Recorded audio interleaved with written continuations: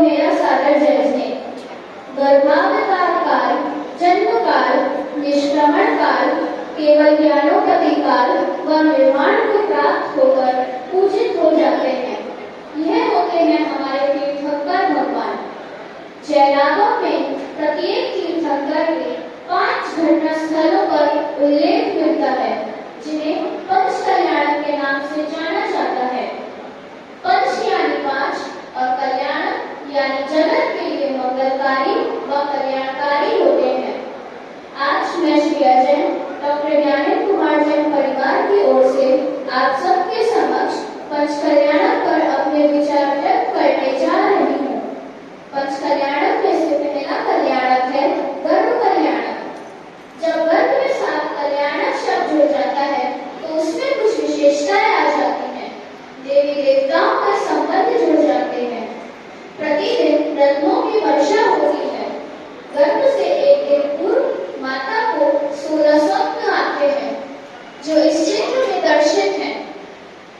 16 स्वप्नों का अर्थ समझने के लिए महाराज को बुलाया जाता है, और जब उनका अर्थ समझ में आता है तो यह निश्चित हो जाता है कि तीर्थंकर का अवतरण होने वाला है। कह जनक रह मास प्रथम रतन धारा बरसियो। गर्भ में आने के 6 मास पूर्व से लेकर जन्म के 15 मास पश्चात तक कुबेर द्वारा प्रत्येक दिन रत्नों की वर्षा की जाती है।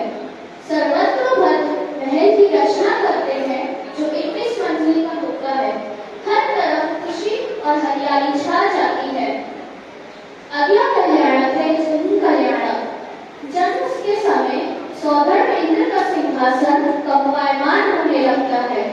वह अपने स्थान से खड़े होकर 7 पग आगे बढ़ते हैं और अपने ज्ञान से जान लेते हैं कि तीर्थंकर का जन्म हुआ है।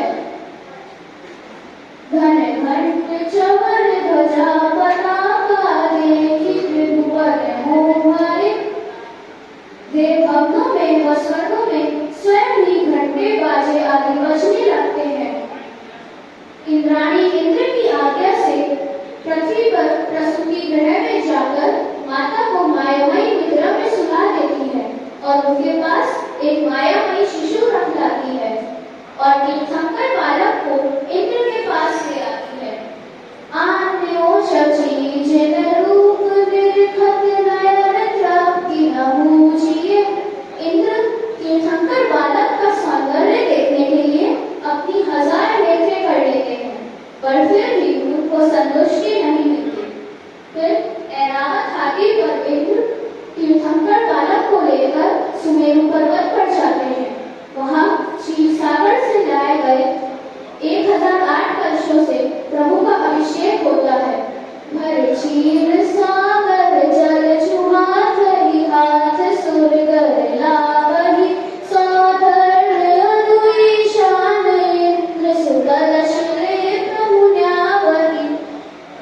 इंद्र तीर्थंकर बालक के अंगूठे पे जो चिन्ह देखते हैं, वही उनका चिन्ह निश्चित हो जाता है। प्रभु जी के शरणों। अगला कल्याणक है तप कल्याणक।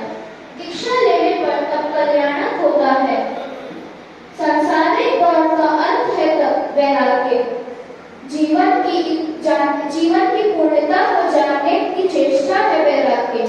बूंद का सागर से मिलने की इच्छा है वैराग्य।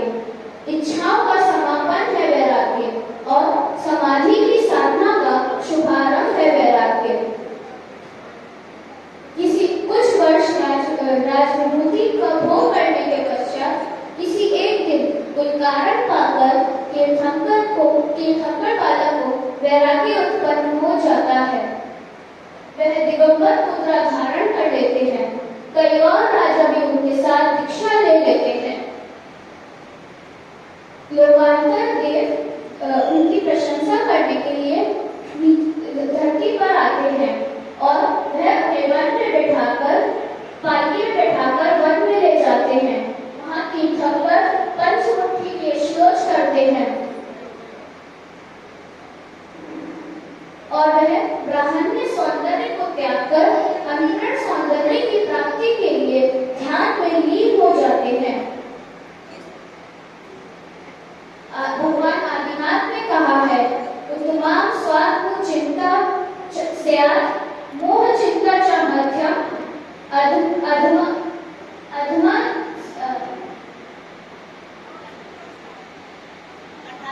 आत्मा की चिंता ही सर्वोत्तम चिंता है, मोह की चिंता मध्यम है और काया की चिंता अधम है। अगला कल्याणक है ज्ञान कल्याणक। केवल ज्ञान तीनों लोगों के तीनों कालों के समस्त वस्तुओं को एक ही समय में देखने व जानने में सक्षम है। जब किसी को केवल ज्ञान हो जाता है तो जीव का शरीर परमोदारित हो जाता है और वह समुषरण में विराजमान हो जाता है, जहाँ पुष्पवृष्टि, अशोक वृक्ष, भामंडल, चमर, छत्रत्रय, सिंहासन आदि 8 प्रतिमान में प्रकट होने लगते हैं। इंद्र की आज्ञा से कुबेर समुषरण रचता है। 12 सभाओं में यथास्थान देव, मनुष्य, तिर्यक्ष, मुनि आदि का श्रावक श्राविका प्रभु के उपदेशामृत का पाठ कर अपना जीवन सफल बनाते हैं।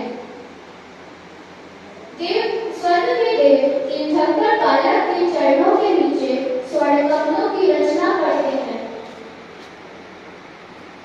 तीर्थंकर उनका भी स्पर्श न करते हुए अधर आकाश में चलते हैं। अगला कल्याणक है मोक्ष कल्याणक। मोह का क्षय है मोक्ष।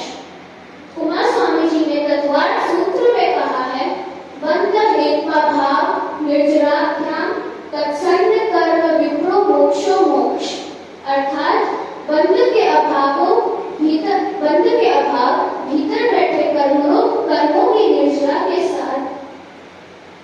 निर्जरा के साथ संपूर्ण समाप्ति ही मोक्ष है।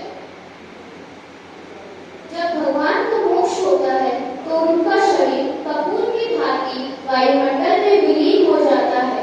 धरती पर नख और केश शेष रह जाते हैं, जिन्हें अग्नि कुमार देव अग्नि देते हैं और उस पावन राख को अपने मस्तक पर लगाकर अपना जीवन शोभित करते हैं। अंत में आचार्य समन्वय भद्र के द्वारा कहे गए वाणी के द्वारा अपनी वाणी को नाम देना चाहूंगी। जब किसी मनुष्य को मोक्ष हो जाता है तो सैकड़ों वर्ष व्यतीत हो जाए तो भी वह सिद्धार्थ